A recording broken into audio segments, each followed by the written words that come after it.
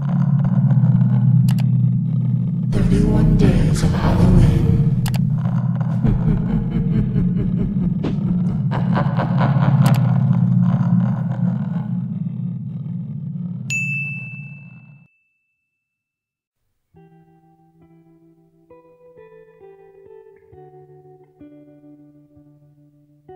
See me. I lay here on your table while you look into my dead eyes. I lay here while your scalpel cuts through my milky white skin that was once so flawless. Those holes and marks on my arms, my hands, legs, and even my neck. While you see these marks, they didn't used to be there. I know what you're thinking. You see many young people like me all the time. Used up, drugged up, and a waste to society. You drain my blood. It pools and swirls around the drain on the table. The blood that once gave me life. You shake your head at the life and youth carelessly wasted. Don't you have a daughter yourself about my age? She starts her first year of college in the fall. She's nothing like me. She has goals and doesn't throw her body or money away on drugs. Did you know I was once like her? See me. I had a loving family. Big house, white picket fence, a dog, you know. I had the works. I was happy. Something happened to change all that.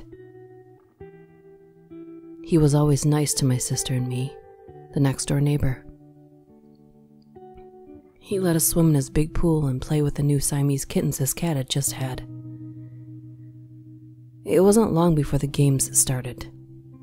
The weird things he wanted us to do that we both knew were wrong. It made me feel dirty and sad. The older we got, the less and less he would ask us over, until he finally never did again. But the way I felt inside left a hole in my soul. I was scarred, no good, dirty forever and unworthy of anyone's love. See me. Drugs helped fill the hole. They made me feel good again. They made me feel like I was a part of the crowd, not a dirty outsider. Life was fun again. Too fun. I thought I knew what I was doing. I thought I knew how much to use.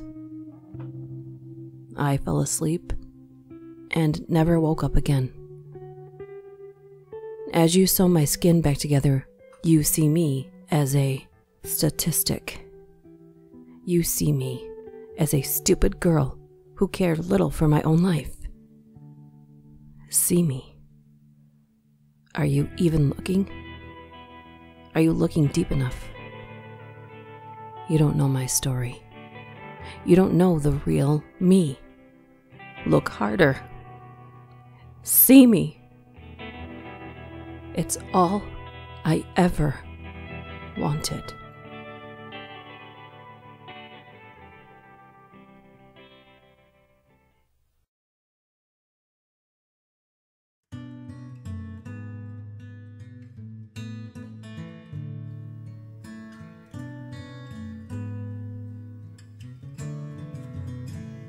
Mr. Walker has been Cold Bluff, Vermont's only pharmacist for 40 years. Everyone in this small town, consisting of 800 people, rely on his knowledge to fill their prescriptions. Plus, they count on his experience to help them with their questions on how to deal with their discomforts. He is excellent at his work. He knows more about medications and their side effects, plus growing herbs. He personally prides himself on his familiarity with poison. He has extremely high morals, though believes everyone should think exactly the way he does. He cannot find it in himself to believe he is ever wrong. He is the judge of the character of all in this small town. Though it is a huge task, in his own mind, he is certain he is capable of it. He lives above his pharmacy, which also is a store. It's rather cozy. The rooms are brightly lit. His main pride is his well-groomed garden, which grows in the yard behind his store. He grows exceptionally dangerous plants, herbs, and spices. There are numerous ones, but a few are deadly mushrooms, arsenic, and deadly nightshade. He has his own bizarre reasons for the use of any of these.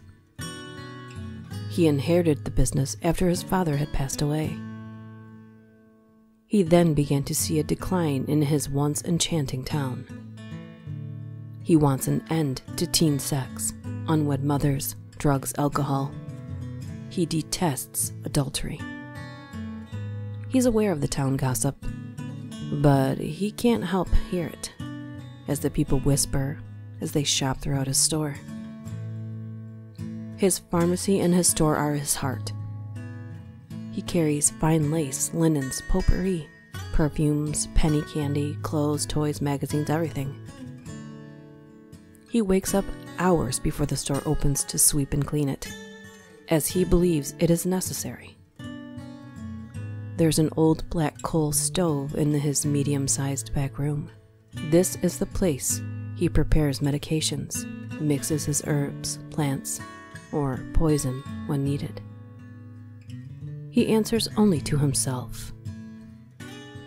In the frosty winter room, it's always toasty warm. His love of tea consists of pekoe and vanilla. They can also be found on the store shelves. They're also overstuffed with books on subjects from gardening, plowing, and seeding, to appropriate mixtures and proportions, to harm and kill.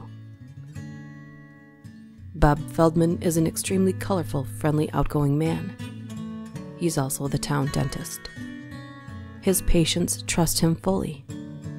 His wife has stood by his side, loved and honored him for 30 years.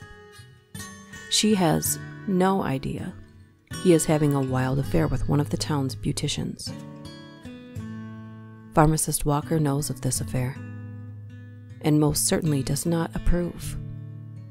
2 days back, Bob came into the pharmacy for an antibiotic for a head cold. Pharmacist Walker mixed one of the herbs from his garden with that antibiotic.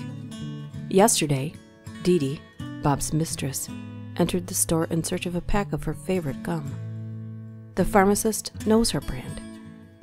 In advance, he inserted, with a small syringe, arsenic into each single stick. Pharmacist Walker has lived here all of his 75 years of life. He's changed since the loss of his beloved wife. His mind isn't as stable as it once was.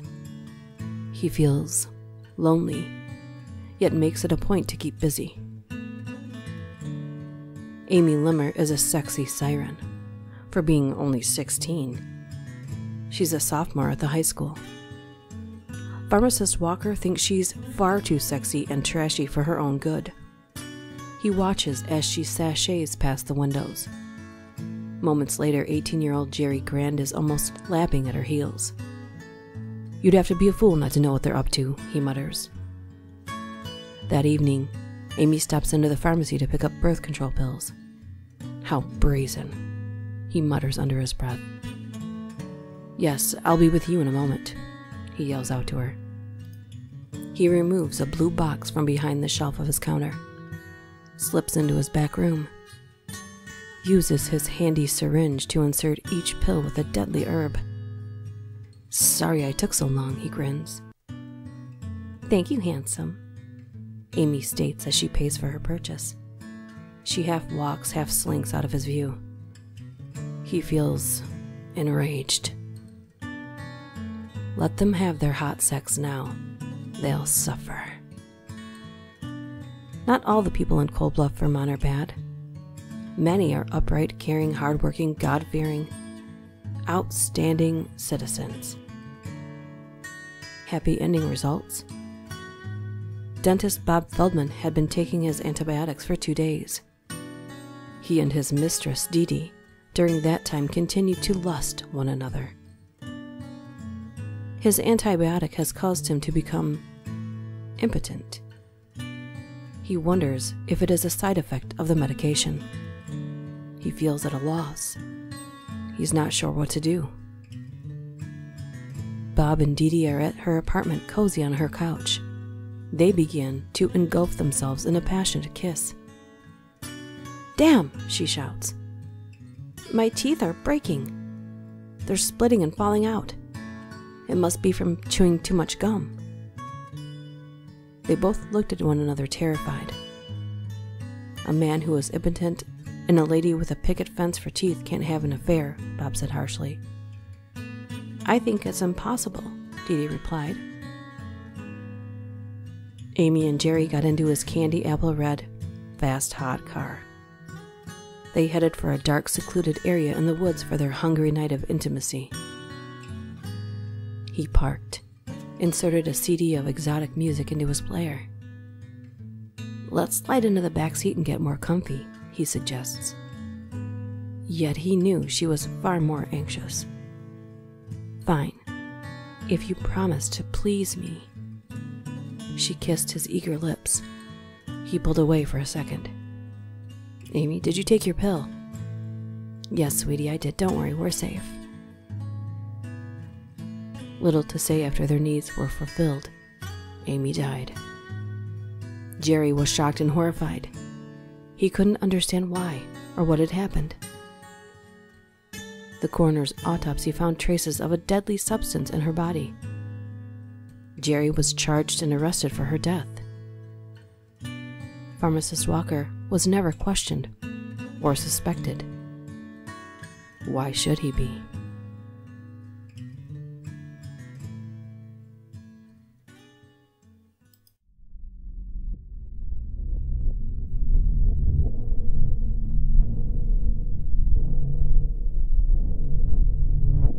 She walks up and down the block every night, throwing her shadow upon our neighborhood, upon our driveways, our doorsteps.